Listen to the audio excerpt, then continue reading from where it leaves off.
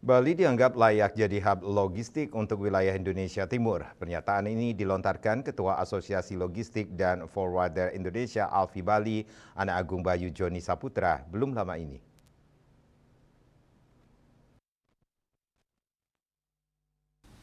Ia membeberkan sejumlah alasan pendukungnya. Salah satunya Bandara Internasional I Gusti Ngurah Rai kerap didarati pesawat berbadan besar yang keterisian lambungnya hanya sekitar 30%. Berbeda dengan kondisi di luar Bali yang memiliki banyak pabrik karena ada kawasan berikat.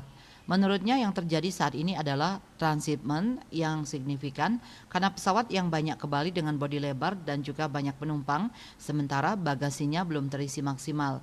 Jika Bali bisa didorong menjadi hub Indonesia Timur dan juga hub internasional untuk transshipment, maka dapat meningkatkan kinerja logistik.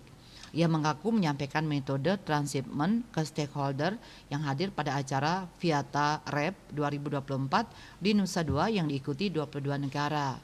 Kalau misalnya Airport I Gusti Ngurah Rai menjadi percontohan dan itu sudah berhasil dengan baik, maka instruksi Presiden nomor 5 tentang National Logistic Ecosystem NLI akan mendorong semua stakeholder, buyer, customer melakukan pengiriman via Bali. Selain itu untuk meningkatkan kinerja logistik, Tol Jakarta Bali yang sempat tertunda dan sekarang proses tender ulang diharapkan bisa dilanjutkan. Tol disebutnya sebagai urat nadi transportasi darat.